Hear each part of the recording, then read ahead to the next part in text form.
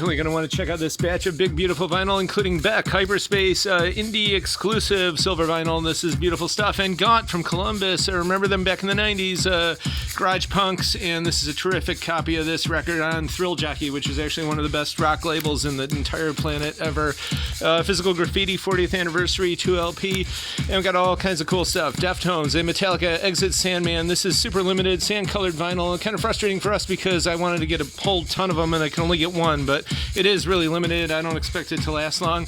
And the Head Coatees, they were actually involved with Billy Childish back in the day, I think in the late 80s, with his band, the Headcoats. They were kind of the girl backups, and then they decided to make their own band, and they did it well. This is a terrific record. Girlsville, this is their first one from 91. And then they pretty much rocked out doing their garage rock thing for most of the 90s, but there's a lot of great tracks on here. And Young Guns, Silver Fox, these two guys, they're serious yacht rock, modern day, and it's not like some, like, say, modern shoegaze bands that just sound like MBV and it gets really tiresome and gives you a headache. This is like a really good yacht, and it's original, although they do encapsulate that feel of what was going on back then. One of our cool clients tipped us onto them, and we're trying to stock as much as we can, including this Canyons. It's limited red vinyl, and it is terrific. Lou Reed live from 76, Waiting for the Man. Audience, see the one with House on the Hill all the time. Don't see Lunch too much. It's from 72. And some East Indian chants and devotional Hare Krishna stuff. This is actually recorded in Santa Monica, I believe. And Fleetwood Mac, Warehouse Tapes. Interesting stuff. Nancy doing country stuff. I knew Jackson, it's got Lee Hazelwood on it.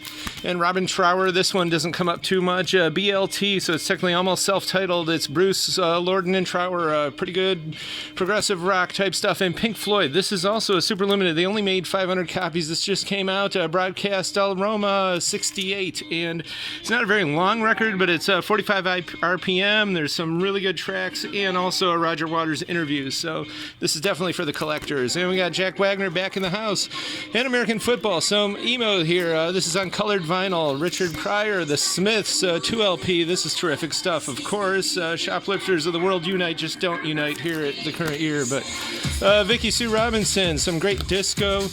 She sadly passed away too young. We got some grunge, we got some Elton John, we got some Nina Simone, we got some Cyndi Lauper, live in Cleveland, 83, just like at the height of her game. This is a terrific record. And Bon Jovi, 1 year later, 84, live in Cleveland. And Pavement, if you've heard the news, we're going to be stocking up more. We're going to try to brighten the corners of this town.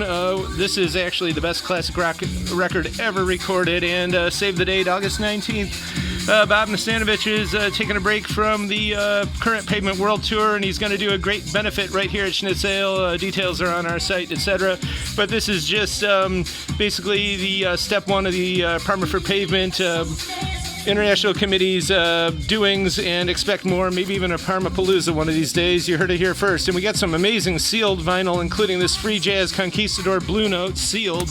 Don Cherry, some pretty far out avant free jazz. This is also sealed Blue Note. Some more sealed stuff, Roy Eldridge, and I know there's some really good people on here. I was just reading this the other day, and some of this stuff was done in Cincinnati. Lee Konitz, he passed away from COVID in April 2020, sadly. This is a good record. It's sealed from 76, and this one's terrific from 77, 1 year later.